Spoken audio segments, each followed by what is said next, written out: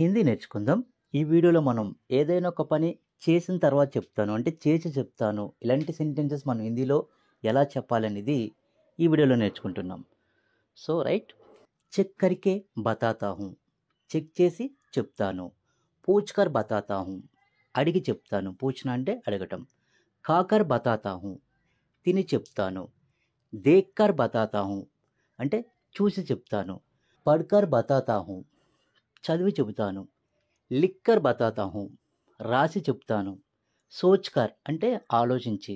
గాకర్ అంటే పాడి. సోకర్ నిద్రపోయి. ఆకర్ వచ్చి. జాకర్ వెళ్ళి. ఖేల్కర్ అంటే ఆడి. ఖాకర్ దిఖాతా హూ అంటే తిని చూపిస్తాను.